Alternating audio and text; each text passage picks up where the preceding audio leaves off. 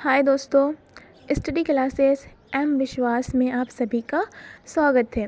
आज हम MSc zoology fourth same के फर्स्ट पेपर जिसका नाम है लिम्नोलॉजी एंड इकोटॉक्सिकोलॉजी, इसके हम यूनिट फर्स्ट के first question physical and chemical characteristic of water को देखेंगे।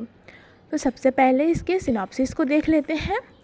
इसके सिनॉप्सिस में introduction, definition, history, properties of water, types of water, इसमें distil water, soft water, hard water, heavy water, इसके बारे में पढ़ेंगे।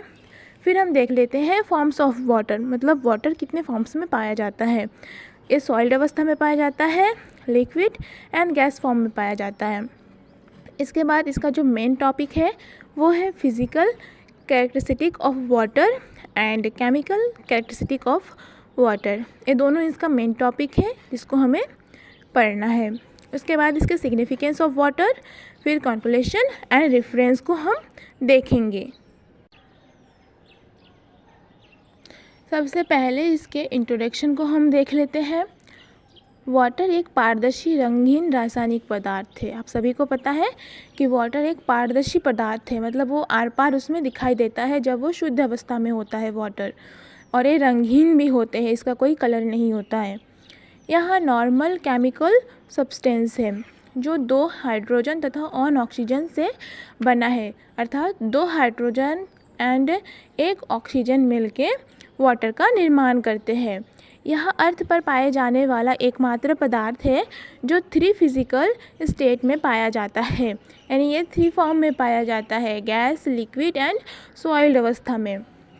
यह लाइफ के लिए बहुत ही आवश्यक मटेरियल है। सभी जीवित एनिमल में पानी होता है। इसकी मात्रा लगभग 70 से 80% होता है। वाटर जीवन का आधार है। सभी एनिमल तथा प्लांट के लिए बहुत ही आवश्यक है। इसके बिना धरती पर जीवन की कल्पना करना भी असंभव है। पानी हमारे बॉडी के आधे से अधिक वजन को बनाता है। जल के बिना अर्थ के सभी एनिमल की डेथ हो सकती है। अर्थ का 71% भाग पानी से ढका है तथा 20% पर भूमि है। इसमें से 1.6% वाटर ज़मीन के नीचे है और 0.001% वाष्प और बादलों के रूप में है।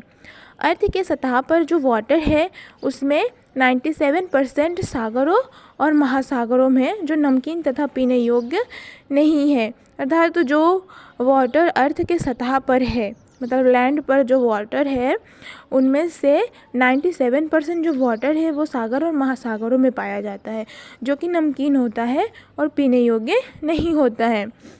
धरती का केवल 3% पानी ही पीने योग्य है। पृथ्वी का लगभग 1% जल ही मीठा है। जो 3% पानी है पीने योग्य, उनमें से केवल 1% जल ही मीठा है। उनमें से केवल 1.2% का ही हम पीने के उपयोग में लाया करते हैं। बाकी वाटर ग्लेशियर बर्फ़ की टोपियों में बंद है। बाकी जो वाटर है वो ग्लेशियर बर्फ़ की टोपियों में बंद है, जिसका उपयोग हम बहुत ही कम मात्रा में ही कर पाते हैं। इसका उपयोग वो लोग करते हैं जो उनके आसपास रहते हैं। हमारा अधिकांश पीने का पानी नदियों और झरनों में आता है। इसके बाद इसके डेफिनेशन को हम देख लेते हैं। वाटर एक नॉर्मल केमिकल सब्सटेंस है जो 2 हाइड्रोजन तथा ऑन ऑक्सीजन से बना है। यह जीवन का आधार है। वाटर के बिना जीवन की कल्पना करना भी असंभव है। वाटर एक स्मॉल इनऑर्गेनिक मॉलिक्यूल है, बट यह जो इनऑर्गेनिक मॉलिक्यूल है ये ऑर्गेनिक लाइफ पर, और जो इनऑर्गेनिक मॉलिक्यूल है यह ऑर्गेनिक लाइफ इस मॉलिक्यूल्स पर निर्भर है। इसके हिस्ट्री को देख लेते हैं। इसे अभी तक पूरी तरह समझा नहीं जा सका है, मतलब अभी तक इसको किसी भी वैज्ञानिक ने अच्छे से नहीं समझा पाया है कि वाटर का निर्माण सबसे पहले कैसे और कब से हुआ है करके। तो अमेरिकी वैज्ञानिक माइक ड्रैक के अनुसार पानी पृथ्वी के जन्म के समय ही मौजूद है। उनका कहना है कि जब सौरमंडलीय धूल कणों से पृथ्वी का निर्माण हो रहा था उस समय धूल कणों पर पहले से ही पानी मौजूद था। बहुत सारे वैज्ञानिकों के अनुसार धरती पर पानी का आगमन लगभग 400 करोड़ वर्ष पहले हुआ था।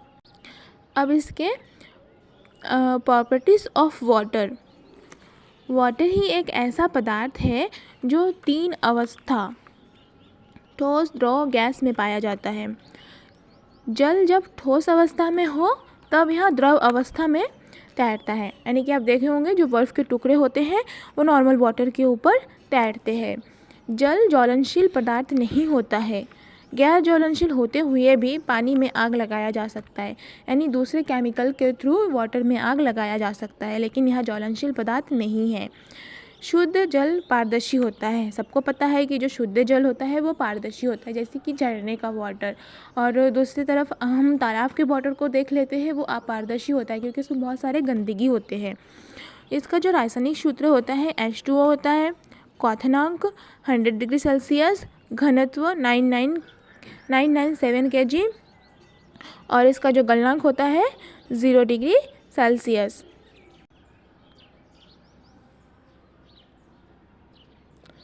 इसके types of water. Water 4 type के होते हैं: distil water, soft water, hard water, heavy water. इसमें से जो हार्ड वाटर होते हैं वो 2 टाइप्स के होते हैं। एक होता है टेम्परी हार्डनेस, दूसरा होता है परमानेंट हार्डनेस।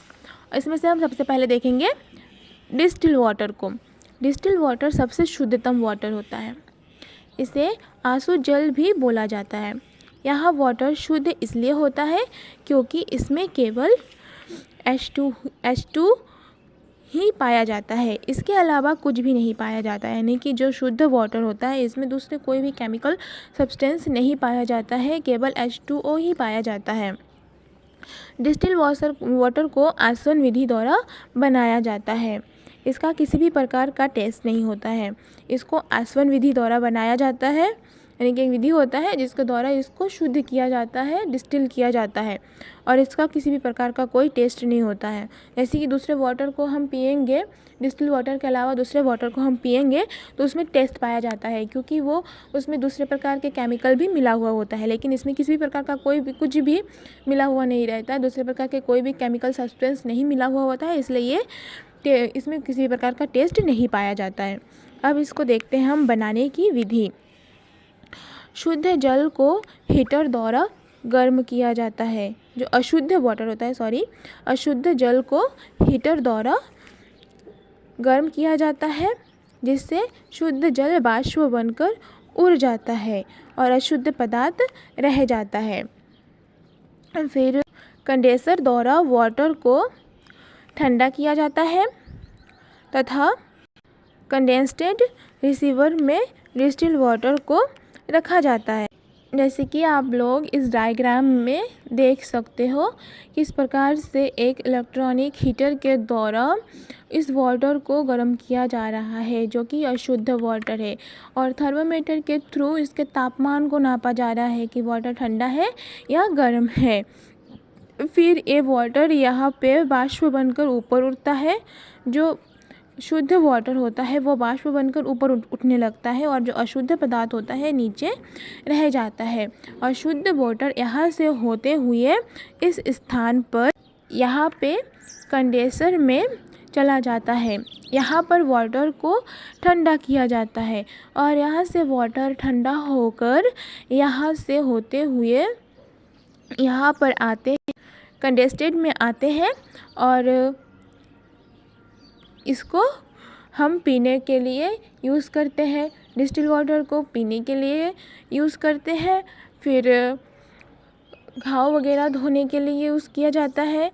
फिर इंजेक्शन लगाने में यूज़ किया जाता है। जैसे कि डॉक्टर लोग जब हमको सुई लगाते हैं तो उनमें से वो 2 बोतल को लेते हैं, जैसे कि एक में मेडिसिन होगा और दूसरे में डिस्टिल वाटर होगा, लेकिन वो डिस्टिल वाटर की मात्रा थोड़ा सा लेते हैं और उसको फेंक देते हैं, और हम सोचते हैं कि मेडिसिन को फेंक दे रहे करके, लेकिन नहीं, वो मेडिसिन को नहीं फेंकते, वो वाटर को फेंकते हैं।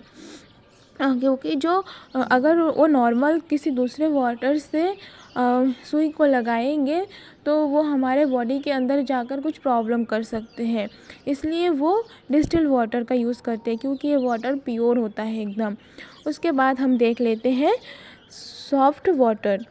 आंसू जल के अंदर अपने उपयोग अनुसार कोई दूसरा तत्व मिला देते हैं थोड़ी थोड़ी मात्रा में, जैसे कैल्शियम, मैग्नीशियम, सोडियम, तो वह सॉफ्ट वाटर या मृदु जल बन जाता है।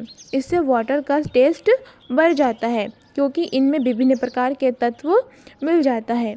यह साबुन के साथ बहुत अच्छा झाग बनाती है। इसके बाद हार्ड वाटर। जल में गंदगी ज़्यादा मिला हुआ रहता है तो उसे हार्ड वाटर या कठोर जल कहा जाता है। यानी जिस वाटर में बहुत अधिक गंदगी मिला हुआ होता है उसे हार्ड वाटर कहा जाता है। यह साबुन के साथ झाग नहीं देता है। यह वाटर तालाब या समुद्र में पाया जाता है। यह गंदगी ज़्यादा पाया जाता है क्योंकि यह रुका हुआ जल होता है। समुद्र का जल खारा होता है अधिक मिलावट के कारण। हार्ड वाटर को 2 टाइप में बांटा गया है। एक होता है टेम्परेरी हार्डनेस, दूसरा होता है परमानेंट हार्डनेस। तो पहले हम देख लेते हैं टेम्परेरी हार्डनेस। जल में यदि H2O के साथ कैल्शियम, मैग्नीशियम का बाइकार्बोनेट मिला है तो उसे टेम्परेरी हार्डनेस वाटर कहा जाता है। अधिक समय तक नहीं होता है, ये जो होता है ये अधिक समय तक नहीं होता है, कुछ ही समय तक होता है। हार्डनेस को आसानी से दूर कर सकते हैं। वाटर को उबालकर इसकी अशुद्धता को दूर कर सकते हैं। क्लर्क विधि भुजा चूना द्वारा शुद्ध कर सकते हैं। Permanent hardness. जल में यदि H2O के साथ कैल्शियम, मैग्नीशियम का क्लोराइड, सल्फेट मिला है तो उसे स्थायी कठोरता या परमानेंट हार्डनेस कहा जाता है। यह अधिक समय तक रहता है। हार्डनेस को दूर नहीं किया जा सकता। इसको दूर करने की विधि परम्यूटेट विधि, जियोलाइट इसके द्वारा कर सकते हैं। सोडियम कार्बोनेट के द्वारा हम जल की अशुद्धता को दूर कर सकते हैं। उसके बाद हैवी वाटर। यह अन्य वाटर की तुलना में काफ़ी भारी होता है, इसलिए इसे हैवी वाटर कहा जाता है। नॉर्मल वाटर H2O का अनुभार 18 होता है जबकि हैवी वाटर का अनुभार 20 होता है। इस प्रकार के वाटर को D2O, ड्यूटेरियम ऑक्साइड बोला जाता है। यह नॉर्मल वाटर से थोड़ा भारी होता है। इसका उपयोग परमाणु संयंत्र में मंदक के लिए यूज़ किया जाता है। इलेक्ट्रॉन, न्यूट्रॉन तथा प्रोटॉन के गति को कम करने के लिए इसका उपयोग किया जाता है।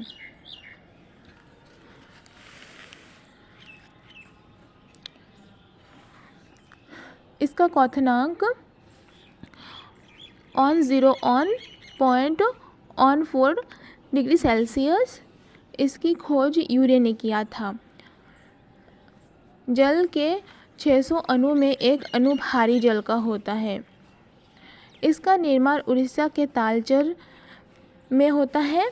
यहाँ पर इसकी कारखाना उपस्थित है, मतलब इसका निर्माण होता है क्योंकि ये इसका उपयोग जो है मंदक के लिए यूज़ किया जाता है, यानी कि परमाणु संयंत्र के गति को थोड़ा धीमी करने के लिए इसका यूज़ किया जाता है, जो कि बहुत आवश्यक होता है। यह 2 विधियों द्वारा इसका निर्माण किया जाता है, एक प्रभावी आसवन विधि, दूसरा विद्युत अपघटन विधि। और उसके बाद देख लेते हैं हम फॉर्म्स ऑफ वाटर, यानी कि वाटर कितने अवस्था में पाया जाता है धरती पर। आपने वाटर के सॉलिड फॉर्म को देखा होगा, यानी बर्फ, लिक्विड जो नॉर्मल रहते हैं द्रव फॉर्म में, उसको भी देखे होंगे, और गैसेस जो कि गैस फॉर्म में पाया जाता है, जिसको हम देख बहुत कम, मतलब कभी कभार ही, जैसे कि बाष्प को, तालाब से उड़ते हुए बाष्प के भी हम देख सकते हैं, ये बहुत कम ही दिखाई देते हैं। सॉलिड अवस्था। पृथ्वी पर जल कुछ क्षेत्र में ठोस रूप में पाया जाता है, जैसे हिमालय क्षेत्र में ग्लेशियर के रूप में पाया जाता है। पृथ्वी पर जल की बहुत कम मात्रा ठोस रूप में पाया जाता है। जल का ठोस रूप कुल जल का लगभग 2% ही है। ग्लेशियर में लगभग 68% ताज़ा पानी होता है, जो उन्हें उपयोगी पानी का मुख्य स्रोत बनाता है। परंतु यहाँ पर निवास करना या जाना बहुत मुश्किल है। जल का यह रूप द्रव के रूप में जो सॉइल है वो उसमें लिक्विड के ऊपर तैरते हैं। लिक्विड पृथ्वी पर कुल जल का एक बड़ा हिस्सा द्रव के रूप में पाया जाता है। जल का लिक्विड फॉर्म का मुख्य स्रोत महासागर, समुद्र, झील, नदियाँ, वर्षा और भू है। महासागरों में पानी का 96.5% भाग होता है। यह वाटर बहुत ही खारा होता है। यह उपयोगी नहीं होती है। 1 किलो समुद्री जल में 34 ग्राम नमक होता है। मतलब आप 1 किलो वाटर को जब घर में उबालोगे ना तो उसमें 34 ग्राम नमक प्राप्त होगा। विभिन्न झीलों, नदियों में ताज़ा पानी होता है जिसका उपयोग हम पीने के लिए करते हैं। शुद्ध जल अर्थ में बहुत कम मात्रा में पाया जाता है। लिक्विड फॉर्म में जल झीलें, जिसमें 87% दलदलों में और ये 11%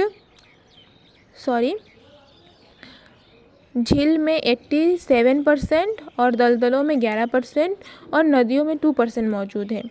इनमें से नदियों का जल मनुष्य के लिए अत्यधिक उपयोगी होता है और आज के टाइम में भूगर्भ की वाटर का सबसे अधिक उपयोग किया जाता है। यानी भूगर्भ के जो वाटर होते हैं उसको बोर के थ्रू निकाल के उसका यूज़ सबसे ज़्यादा किया जाता है। गैसेस वाटर बहुत कम मात्रा में वाष्प के रूप में उपस्थित होता है। वाटर का गैस फॉर्म में मुख्य स्रोत इन्वायरमेंट में उपस्थित वाष्प, बादल, मिट्टी की परत आदि है। जल मुख्य रूप से क्षोभमंडल के वाष्प जो जल होता है वो मुख्य रूप से क्षोभमंडल में वाष्प के रूप में मौजूद है। गैस फॉर्म में कहाँ पर मौजूद है? क्षोभमंडल में।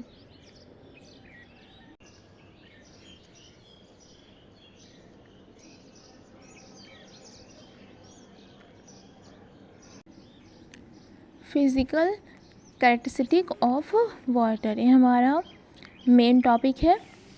फिजिकल कैरेक्टरिस्टिक नाम से ही पता चल रहा है कि हम फिजिकली उसे देख सकते हैं, महसूस भी कर सकते हैं। एग्जाम्पल, टेम्परेचर को हम टच करके पता लगा सकते हैं।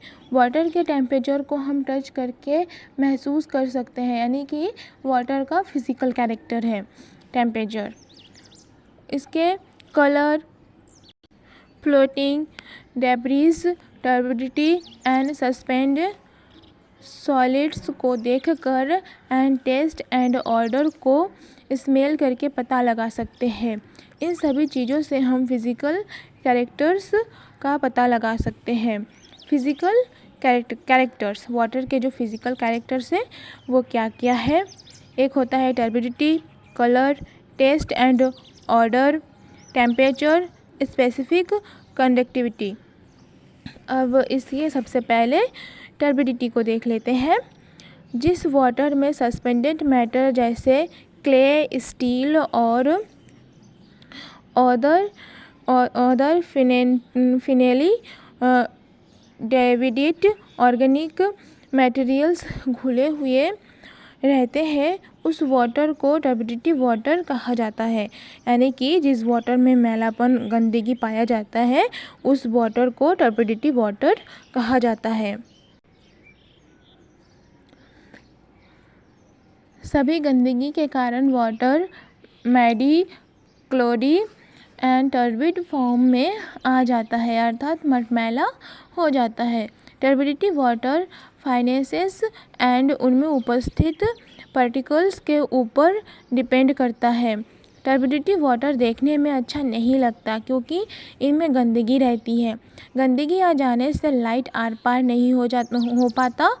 वाटर में टर्बिडिटी इम्प्रिट्स के कारण होती है, यानी कि वाटर में जब वाटर में बहुत अधिक, वाटर तो नॉर्मली पारदर्शी होता है, जो शुद्ध वाटर होता है वो पारदर्शी होता है, लेकिन जब वाटर में बहुत ज़्यादा गंदगी आ जाती है तो वो अपारदर्शी हो जाता है, यानी कि उनमें से लाइट आर पार नहीं हो पाता। टर्बिडिटी दो इम्प्योरिटीज़ के कारण होता है, एक होता है सस्पेंडेड इम्प्योरिटीज़ और दूसरा होता है क्लोराइडल इम्प्योरिटीज़।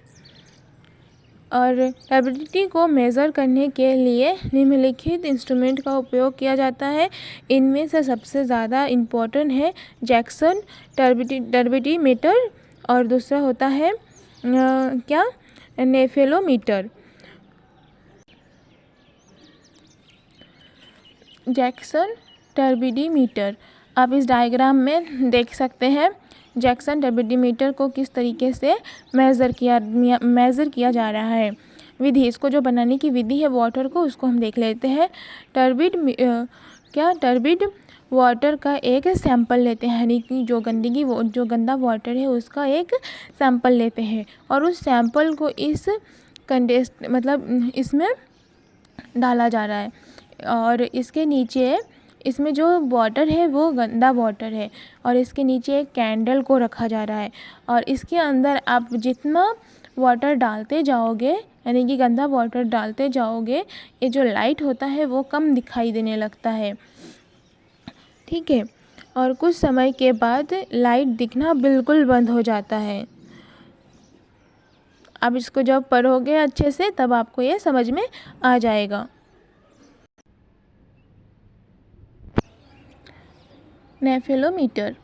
नेफेलोमीटर के द्वारा पानी में संपूर्ण रूप से जितना भी टर्बिडिटी है उसका पता लगाया जा सकता है। अब इसके कलर को देख लेते हैं। शुद्ध वाटर रंगीन होता है, लेकिन प्रकृति में पानी अक्सर बाहरी पदार्थों से रंगा होता है। जो शुद्ध वाटर होता है वो कलरलेस होता है, लेकिन जो नेचर में जो वाटर पाया जाता है वो बाहरी मटेरियल के द्वारा रंगा होता है। वाटर में कोई भी चीज़ घुली होगी या प्रेजेंट होगी तो उसमें कलर आती है, नहीं तो वाटर कलरलेस होता है। अर्थात वाटर में सस्पेंडेड मैटर रहेगा या डिसॉल्वड मैटर रहेगा या फिर वाटर में एल्गी वगैरह उपस्थित होता है तो उसका कलर चेंज हो जाता है। तो ऐसे कलर वाले वाटर को हम अपने उपयोग में नहीं ला सकते, क्योंकि इसमें बहुत सारे बीमारी हो सकती है और क्योंकि इसमें बहुत सारे बैक्टीरिया भी प्रेजेंट होते हैं। कलर को मेज़र टिंटोमीटर से करते हैं और इसके रिजल्ट को ट्रू कलर यूनिट से नापते हैं। Taste and odour. शुद्ध वाटर स्वादहीन होता है, बट बहुत सारे कंपोनेंट्स मिले होने के कारण वाटर का स्वाद चेंज हो जाता है।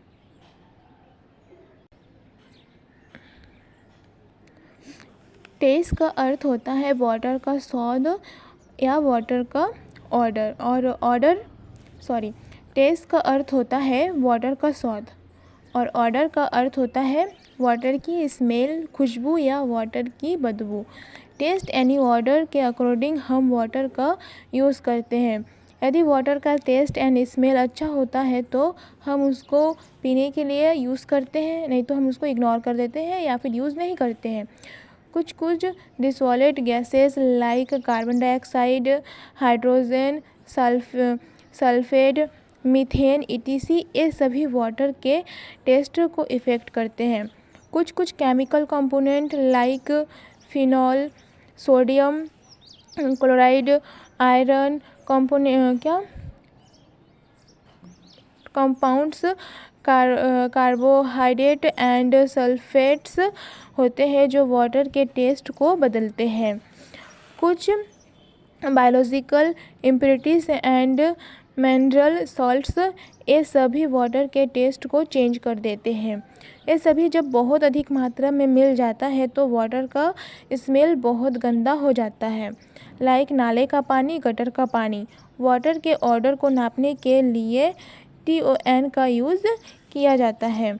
इसके बाद इसके टेम्परेचर को देखते हैं। वाटर का normal temperature 10 degree Celsius to 20 degree Celsius होना चाहिए। इससे अधिकतम 25 डिग्री सेल्सियस हो सकता है। इससे अधिक होने पर ऑक्सीजन की कमी हो जाती है वाटर में और वाटर 100 डिग्री सेल्सियस पर उबलता है। वाटर के टेम्परेचर को नापने के लिए थर्मामीटर का यूज़ किया जाता है।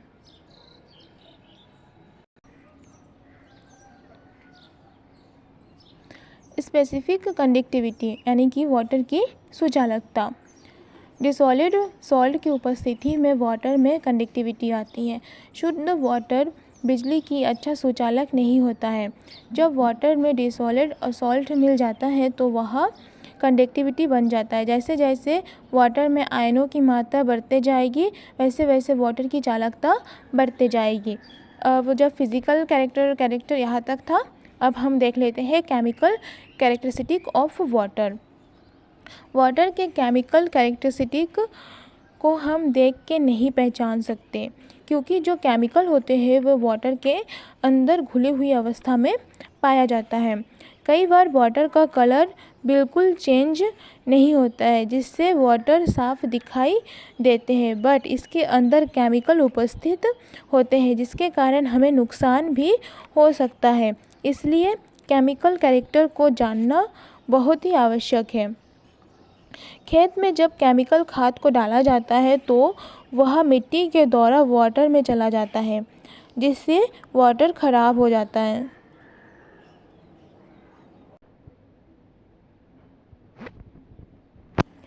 Chemical character of water. Total solid and suspended solid, pH value of water, hardness of water, chloride content, nitrogen content, metal and other chemical suspendants in water and dissolved gases. इसको हम यहाँ तक ही देखेंगे। Total solids and suspended solids, पानी के ऊपर जो तैरते हुए सस्पेंड पाई जाती है उसे सस्पेंडेड सॉलिड बोला जाता है, तथा घुले हुए सस्पेंड को डिसॉल्व्ड सॉलिड कहा जाता है। Total solid, suspended solid plus dissolved solids. Suspended solid तथा डिसॉल्व्ड सॉलिड्स दोनों के मिश्रण को टोटल सॉलिड्स कहा जाता है। टोटल सॉलिड्स हमारे वाटर में उपस्थित इम्प्योरिटीज़ को कहा जाता है, जैसे धूल, महीन रेत, मिट्टी, गंदगी, जैविक प्रदूषक। दो टाइप की इम्प्योरिटीज़ पाई जाती है, एक सस्पेंडेड इम्प्योरिटीज़, दूसरा डिसॉल्व्ड इम्प्योरिटीज़।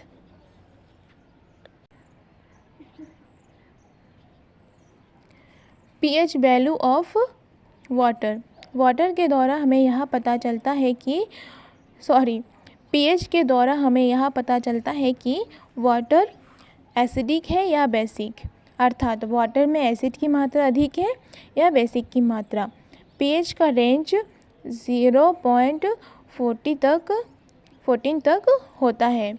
शुद्ध वाटर की pH 7 होती है, जो कि नेचुरल होती है, ना एसिडिक होती है ना कि बेसिक होती है। pH, यदि वाटर का pH 7 से अधिक है तो उसे एल्केलाइन या बेसिक कहा जाता है, और यदि 7 से कम हो तो उसे एसिडिक कहा जाता है। वाटर के pH वैल्यू का पता पोटेंटोमीटर्स द्वारा किया जाता है। घर में जो वाटर का यूज़ किया जाता है उसका pH वैल्यू 6.6 टू 8.4 के बीच होना चाहिए। अब इसके hardness of water. Way water जो साबुन के साथ झाग नहीं बनाते हैं उसे हार्ड वाटर कहा जाता है। इस प्रकार के वाटर में कैल्शियम तथा मैग्नीशियम की मात्रा अधिक होती है, जिस कारण से वाटर हार्ड हो जाता है। अब टाइप्स ऑफ हार्डनेस, तो जो हार्ड वाटर के टाइप, टेम्परेरी हार्डनेस और परमानेंट हार्डनेस, इसको हम पहले देख चुके हैं। क्लोराइड कंटेंट, पब्लिक को जो वाटर सप्लाई किया जाता है उसमें क्लोराइड मिला हुआ आता है, यानी कि जो पब्लिक को जो वाटर सप्लाई किया जाता है उसमें क्लोराइड मिला हुआ आता है। वाटर में यदि क्लोराइड की मात्रा ज़्यादा होती है तो वह हार्मफुल हो जाता है, जिससे हमें नुकसान हो सकता है। पब्लिक को जो वाटर सप्लाई किया जाता है उसका क्लोराइड वैल्यू 250 ppm होना चाहिए। वाटर में क्लोराइड सोडियम क्लोराइड या कॉमन सॉल्ट के रूप में पाया जाता है। यदि वाटर में सोडियम क्लोराइड की मात्रा अधिक हो जाती है तो वह वाटर में प्रदूषण कर देता है। नाइट्रोजन कंटेंट, वाटर में जो नाइट्रोजन कंटेंट पाया जाता है उसको देख लेते हैं। नाइट्रोजन जो गैस है वह वाटर में घुली हुई अवस्था में पाया जाता है।